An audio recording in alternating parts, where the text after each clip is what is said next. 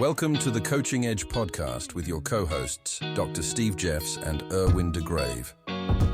Each episode, we bring you expert guests and transformative coaching insights. Let's dive in. Hello, everybody. Welcome to a new episode of the Coaching Edge podcast with your co-host, Dr. Steve Jeffs, and myself, Erwin de Grave. And today we have the pleasure to talk to Anna Sumara. Hello, Anna. How are you doing? Hello, Erwin and Steve, and I'm doing very well. Thank you. Thank you for hosting great me. to have you. Great to have you here. Yeah. Anna, we could try to introduce yourself, but I'm 100% sure you know yourself much better than we do. So, who is Anna? How did she get in coaching, and what does she do nowadays in coaching? Yeah. So I'm a coach, facilitator, coaches, educator, and creator. And I got into coaching because I think there was a point in my life where I really felt like I'm constantly missing something. And I was in an environment at work environment that wasn't healthy for me. And I didn't know where to go and what to do. And I thought, let me try this coaching thing, right? And I really knew, like, since the first training, which was with Coactive Training Institute, I really knew I am at home. This is what I meant to be. And it felt natural for me. I loved it from the first moment. And I just didn't know how to make a living out of it. And I think that's a challenge for many people. But I just simply followed. And the other thing that I followed was that I always, since I remember, use my body in anything I did in my life, in learning, in working, relationships with people. Somehow I naturally sourced from my body. And that was the path also in coaching. And today I mostly help people to really express themselves fully, to build their embodied presence, whether in coaching or in leadership. And that's because partially of my own story. And also that's because I truly believe that we have to show up fully in our lives. And fully means on different layers, not only intellectual, but also embodied level, spiritual, emotional, and so on. You can name it. So that was my path towards coaching, towards more embodied presence. And today I'm also a faculty at the Coactive Training Institute. I work a lot with people that I call them creators of their own life, creators of their environments. So people who also understand that they are the instrument in their life, in their work, and they are committed to work on them. So they don't source necessarily the tools from outside, but they understand it's here within. So that's about me, maybe for the moment. Good question. I love it. You were mentioning when you were saying that when you started the first course of coaching, that you didn't know how to make money out of it. Mm-hmm. So how has that changed, and what was the click for you to say, hey, actually, I can do this, that it is possible? Mm-hmm. I simply didn't know many coaches. I didn't know that there is I knew there is a profession, but it's a little bit different than when you study medicine, when you study business, and then you go to a company, they hire you, and you have full-time job. In coaching, this is very rare. And if this happens, they don't take a new coaches, right? They will take someone very experienced. So I think what's very important for everyone starting coaching is to really remember that this job or this profession gives us a big number of opportunities, what we can do afterwards, how we can build our business and how we want to shape it. But in each case, we need to bring our personality, our talents, our natural way of being in the world, I think. And that's what I did. I started also, so I started coaching. And then after I started doing many different educations. And most of them were related to working with body. It was yoga teaching training, meditation, mindfulness, but also neuroscience of change, embodied leadership. And so as I was doing it, naturally, the clients that needed that or that felt drawn to that, they came to me. And that's how I started getting more and more people. And also because I was more and more aligned with who I am, I show up differently in the world. And also people will start calling me and ask me for some cooperations. And that's, I think, how you start. And then there is this business part, which I feel like I'm still at this moment. Whether do I want to make it bigger, which means I need to hire some people or cooperate with some people, or do I want to be just rely on recommendations and have a very simply life, very easy life, which was possible for some years for me. But if you have, I don't know, dream, desire, or if you see something, it's missing in the world, you have it, you want to share it, you actually will have to put more effort and work, and you have to build something bigger. And I think that's a question for many coaches to ask, and for myself, how do I make it work now? Good questions. It's a cool story. Before we go too far, when you say embodied presence, for those that don't use that language, like what does that mean, and how do we all get on the same page with this? So let's start with presence. Presence for me, and also for I think my teachers from somatic coaching, and it's simply an energy that carries a message. So with your presence, with our presence, we carry a message. And we say sometimes people have a strong presence or weak presence. And that's because we have some tension in our body. And tension comes from not being aligned fully in what you say or what you do in your life. So if a part of you says yes, like a brain says yes, I have this idea, but your heart is not aligned, or your gut says something different, the presence is weak, so the message is weak. You enter a room and it's like you say it, but people don't feel it. And it's embodied. Embodied means in the body.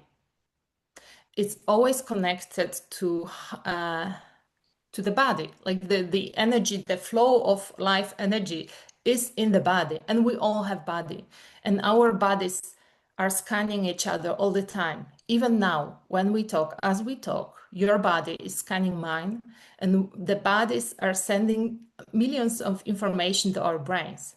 It's beyond our understanding and conscious awareness. But we know that from the science, this is happening. So embodied presence is really the energy and the message that comes with that energy. Embodied means like your whole body supports it or not. And So there are people. So when you mention embodied presence, do there exist other levels of presence that are not embodied? I think I say that to underline the body, because many people feel about the presence that someone say the right things, or people mistaken it sometimes with body language. And body language is something different, because your body language might say something, but your energy is not aligned with that. I give you an example. There is something that when people start doing professional speaking are told, and is to bring the hands together in this shape of this triangle that gives you this that tells that you're confident. And very often I see people doing that, and I know they're actually stressed right now. They're doing that to calm themselves, to like to be perceived as confident, but the energy is saying something different. That's why I'm using the embodied, because it's in the body and is communicated through the body to your body. And that's how I use it, and that's how I see it, how I feel it, also how I learned that from some teachers. Well, I love the concept of embodiment, especially when we can integrate it and use it to get beyond our current ways of thinking. But for those that are trying to think their way through to understanding embodiment, like we can cognitively get the body language. We can go, yeah, it depends how you stand. We've probably seen the TED Talks on the Superman pose and some of those different things. But what's something that we can do to connect with our bodies, or something the audience can do to get a sense that there's more than just, the body is more than just something to carry the brain around? It comes from experiencing, sensing ourselves. So the embodied intelligence is really sensing and knowing, not from your brain, not because you read something.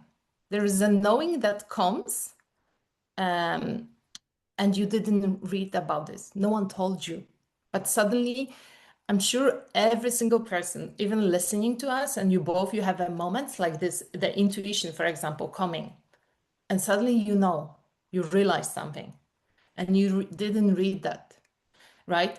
And it's like this arrived. It's not the calculation. So it's a very different way of knowing things. But to build that and to trust it, you really have to start getting curious about yourself and about your body and your sensations. And I think the best is in those moments that are very different. So when you are triggered, I say very often to people, when you are triggered, start mapping yourself. What is your body doing? How are you standing or sitting? Are you leaning forward? Are you moving away? Are you like closing yourself, making yourself smaller or overextending? What's happening physically with you? And the best is to do it with someone, of course, because someone can tell you more, right? You're losing your center in many different directions. Second thing, there is usually some sensation in your body. There's usually a tension if you are triggered. And so start noticing what's the strongest sensation in your body. And what's your emotional field or your mood?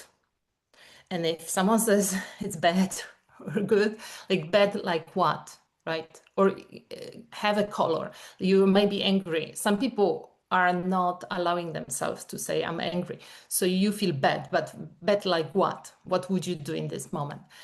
And then what's the quality of your thoughts in this moment?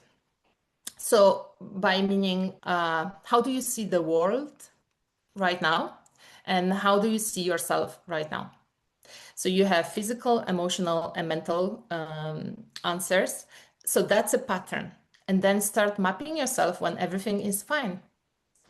And if you start doing that, you start noticing the patterns, that all of that is connected. And another thing to that is that if you're, for example, triggered, angry, or sad, or I don't know, and you try to talk yourself out of this state, like stop being angry. Oh, I'm not angry. I'm not angry. I'm not angry. Will you change it? No, you will not change your state. But if you go and start doing something with your body, let's say you open yourself, you go back to the center, whatever that is, you truly focus on feeling and sensing, something shifts. So that's the connection we all have. The challenge is people don't trust that. We don't trust it because we made experiences that when we trusted, we were punished for that. But we all have that wisdom. We all have that in us.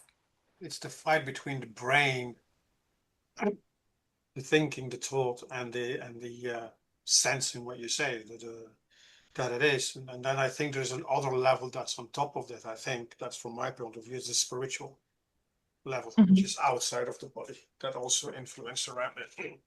So that brings in as well, and it's encountering that, as you said, we've been from young been saying, hey, use your brain and use your brain, and we're losing the connection with the sense when when you see this with a baby, when a baby is born, it doesn't use its brain, it's still all that feelings, all that sense.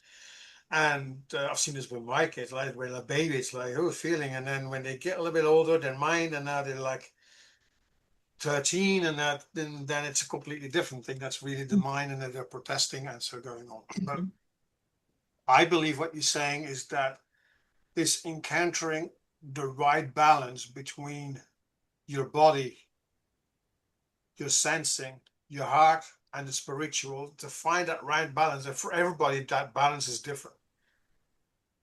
Yes, yes, of course. And it's not, I'm not saying like stop thinking, right?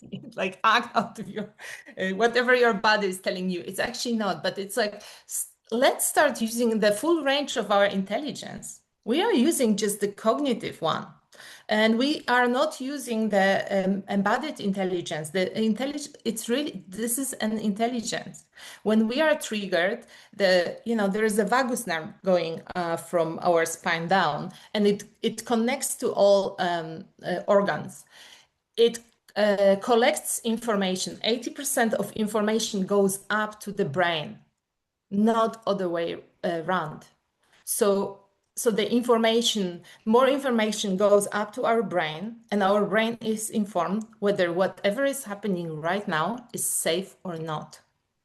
And what should I trigger now in the brain, which hormones to activate, or which response to activate? Do I need to start armor myself, defend myself, and use my reactive modes now because I'm under danger? Or can I relax here? Right? So it's just being aware. Oh, I'm triggered now. Actually, I don't need to be triggered now. You just ask me a question. You're not attacking me. It's just as simple as that. Like use the wisdom of the body.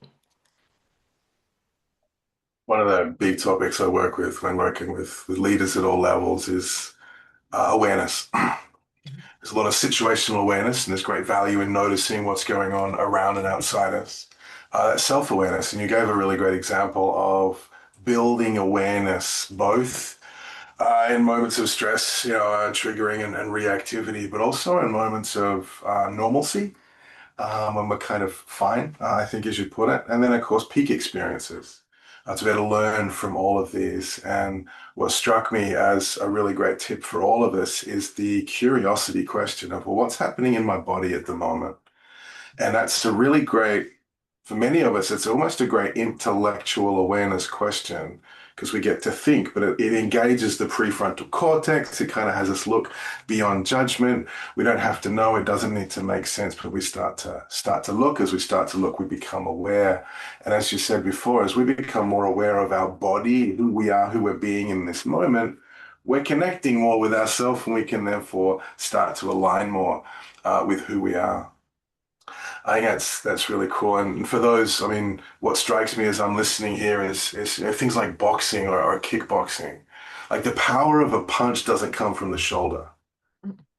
The power of the punch, well, it kind of comes from the floor and the whole body in concert as everything is aligned. And that's a metaphor more than just punching. It's how we show up. When we show up in alignment, power comes out differently. We need to force less. We end up focusing the power rather than, pushing the world around us. And I think that's one of the things about great leaders is they do these amazing things or inspire these amazing things, but it doesn't feel like hard work. And then there's other times when we show up and we have to work really hard to get the most simplest things done. I think this is a great place to look and go, actually, how am I showing up? What's working for me? How do I learn more about who I am at my best and leverage all of the resources that I have available, and of course, inspire that from others. Yeah. And if I might add, because you just brought me to thinking about something about our nervous system and when we are in reactive and creative state, right? Exactly what you're saying. It's like we can only connect to other people, to the vision, to something bigger, and use the resources when we are in the creative state, which means when we are open and we feel safe. Our nervous system is regulated. And where does the nervous system lives? In our body, not in our head, right? So again, like if you know there's two different states, this is when I'm dysregulated, when I am in my reactive state, I am like that. And in this state, for people who listen to us, and our leaders, for example, this is the state when you also get things done, because that's the tunnel vision. That's the things getting done. That's being like really precise. But here, you really act from what you only know. And you might be fast and you might get things done, but your vision also is very narrow, physically also, but you are not seeing everything. You're not able to include others into your vision in what you are doing. Very often, those leaders, they get things done, but they don't have good relationships because that's where the connection drops. That's when you are not sourcing from what's here and what you said, like from the floor. You're not sourcing from the floor. In Aikido, for example, or on other martial arts, you are using the energy of your opponent. You don't have to be strong. You just have to know how to use this energy. But for that, you need to be centered. You need to be open. Open also to receive. And that happens when you're regulated.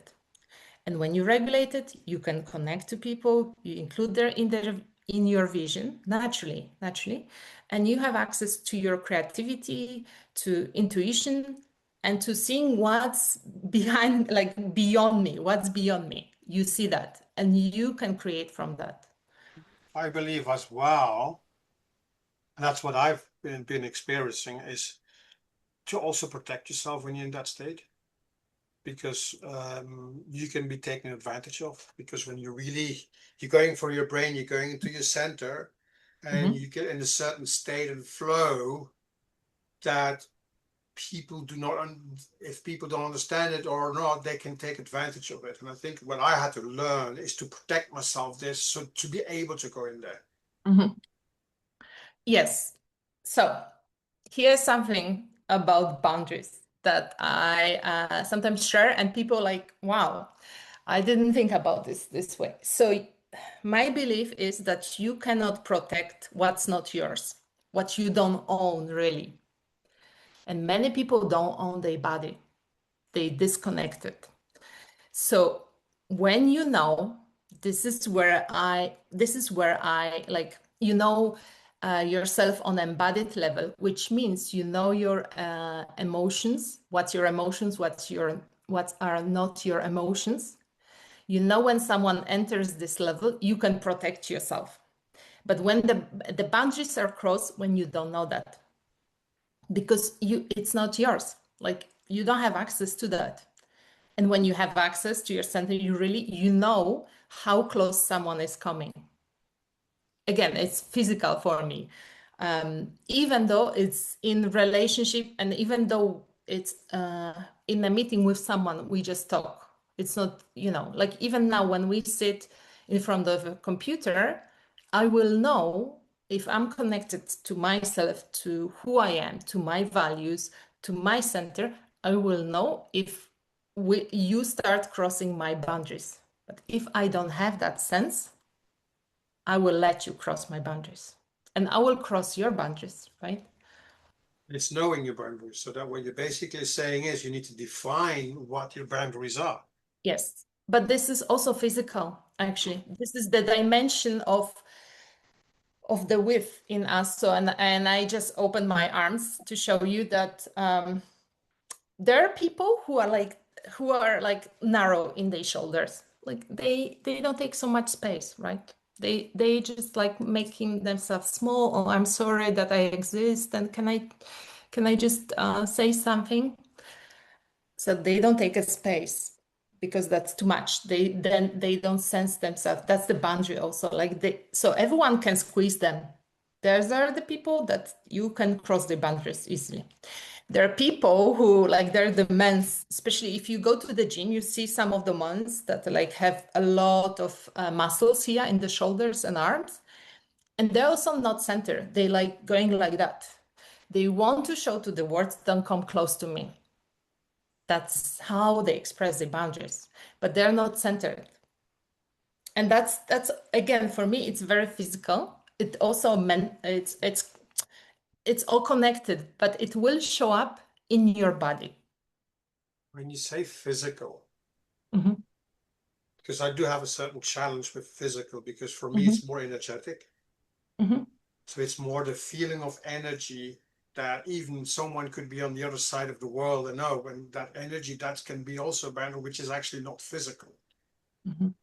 That's why when you say physical, so you say physical, I say energetic. I think there's some other levels as well. What are the different levels around this? It can be also mental, right? Like, I know this is my value, now you cross my, but it's mental. But I say physical because the very good example of this, when you start working with people, let's say you go and start doing martial arts or partner work, physical partner work. I just came from this 10 days retreats for performers, and it's a physical theater, which means we do a lot of partner work. We also fight with a sword. Well, we played more than we fight, really. It was a wooden one, but you see straight away how close can you come to another person, even though you won't hurt them. But some people naturally move away. Some others will lean in. They are not yet afraid. That's the physicality also of the boundaries. If you do any of this kind of work that you have to work with two people and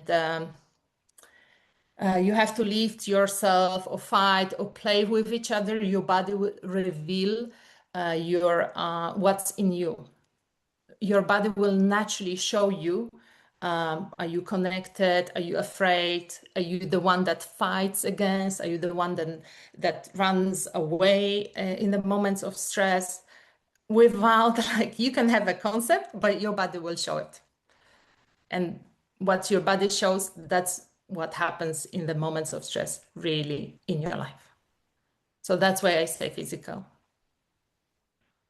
From this side of the conversation, I think it's kind of a yes and. I see a lot of the physical as a way to connect with energy. I see physical being more practical, particularly in a workplace for lots of leaders.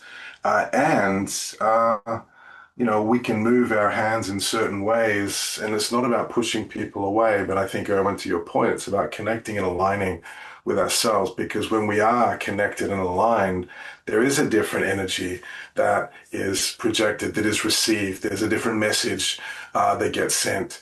You see this in sports. We've just had the World Cup, and before every penalty, there's the routines that people have to connect and to become aligned. Something I invite leaders to do is they step out of one meeting into the next, put that one down, start off fresh, and you can kind of see me shaking it off. There's a physicality to that before being intentional about how we step in. So I think it's a great structure. I want to get your perspective, Anna, on, we're kind of talking, those of us that are intellectual, those of us that kind of don't get it. But I also recognize there's a whole lot of people that are way more physical, physically intelligent, physically aware, that often hold that back because it's not the same as others. What permission can we give to those people that do sense this other information that they can't cognitively make sense of, and so kind of actively dismiss it, trying to fit in? So I want to honor and normalize their expertise as well. Well, I always say we all have body. You came with your body, let's work with it. Let's use it. Like it's like it's a metaphor for that. It's like in Switzerland, people buy those expensive cars and they cannot drive really fast here. So they don't use the potential of the car. And it's a little bit the same. You have this amazing car, like it can go 200 kilometers an hour and you use it for 80 only. Like why, what do you bought it for? It's so one is really like we are humans and we are also animals in some ways, right? And I know because we gave so much importance to our intellect and our what we think and what's written in a book, and we put the more intuitive wisdom to something that is not very important. But if you go and read Einstein, if you go and read lots of physicists, like, right? I am always mixed with physicists, right? Physicist. Yes, they said that they hit the wall at some point, and they actually Einstein or Carl Jung, they were talking about that there is a lot of beyond what is seen, beyond what is in our intellect. So there are many scientists that believe in this wisdom, that believe in the wisdom also of that's coming beyond us.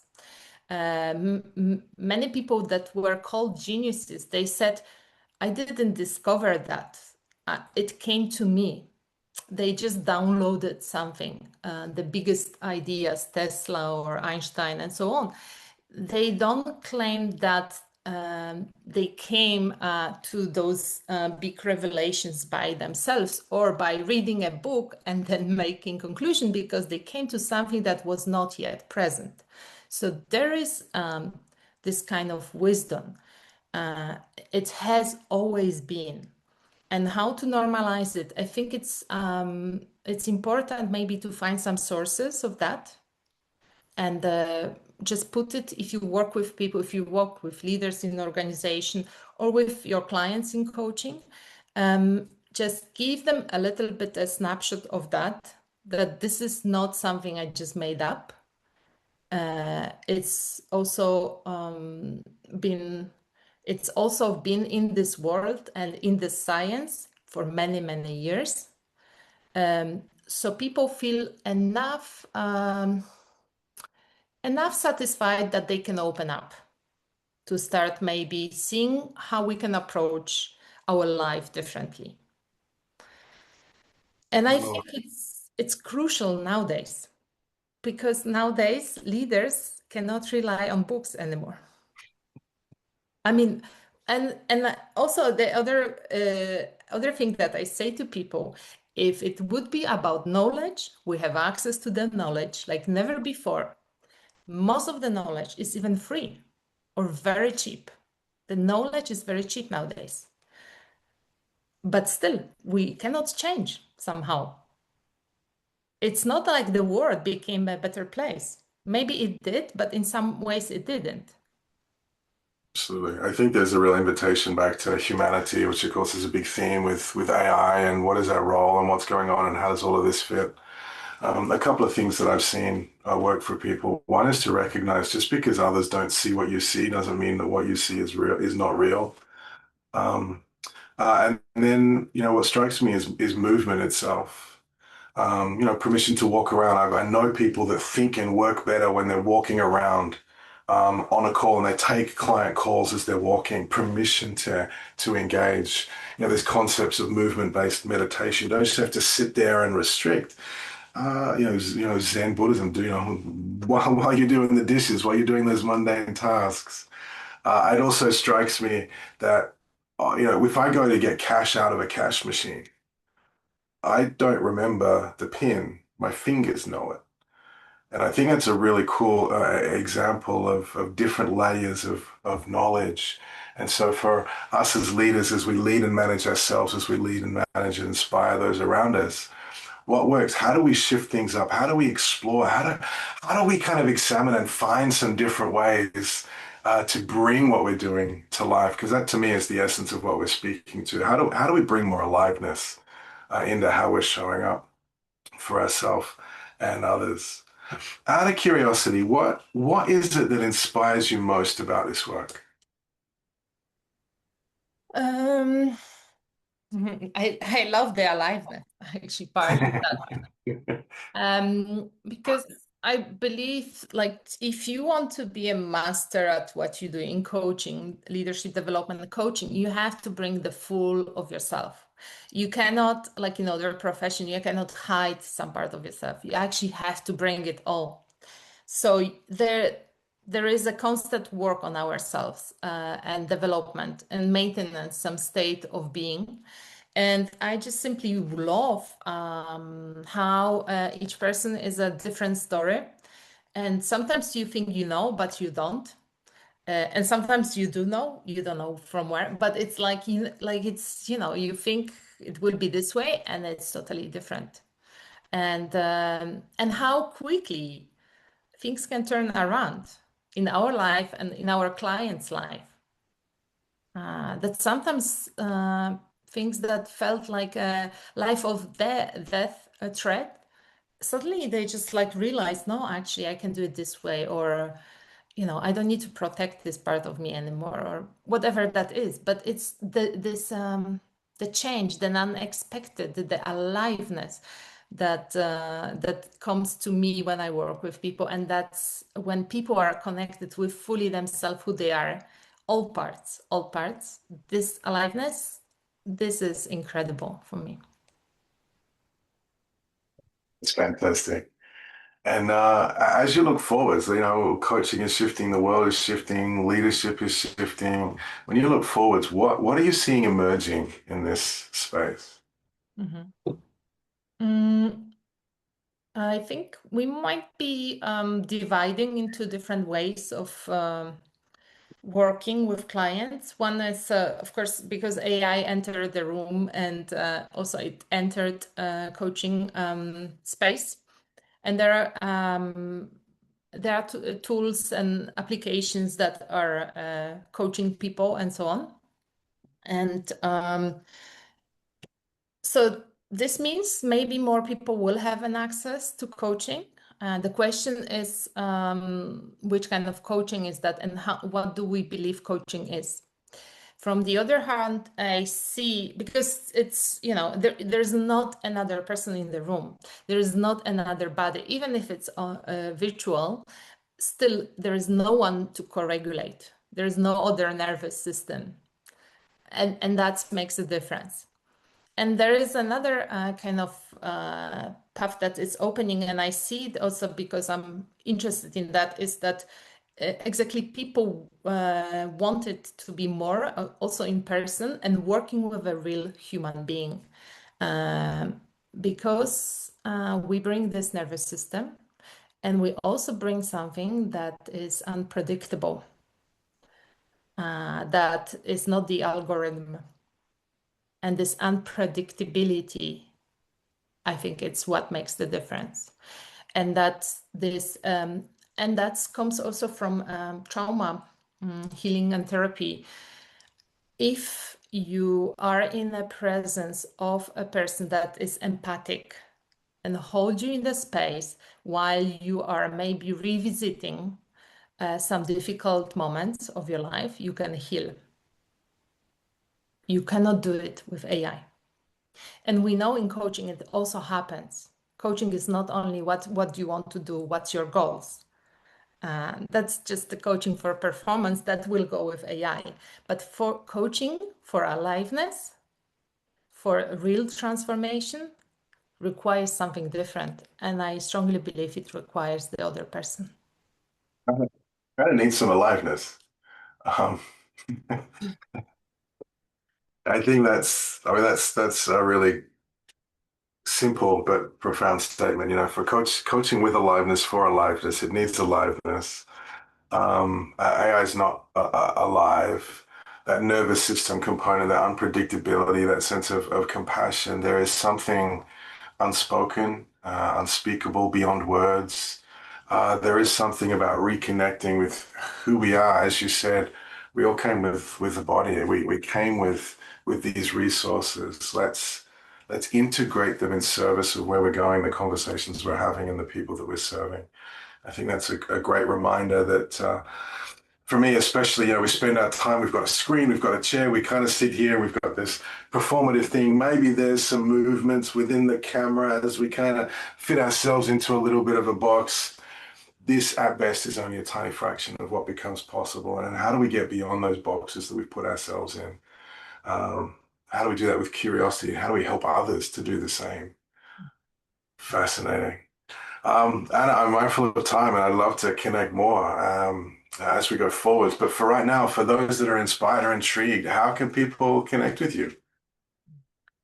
You can find me on LinkedIn under my name, Anna Sumara. I have a website called Wholeness in You with a letter U at the end. The same spelling is for my YouTube channel, Wholeness in You, and Instagram. So, well, Anna, thank you very much for talking about embodied presence and everything that goes around it. Thank you for sharing that. Let's at least I'm thinking about things, I'm feeling about things, not only thinking. So that's one. And everybody else, thank you for listening in. And until the next episode, take care. Bye. Thanks for tuning in to The Coaching Edge. Until next time, keep coaching and keep growing.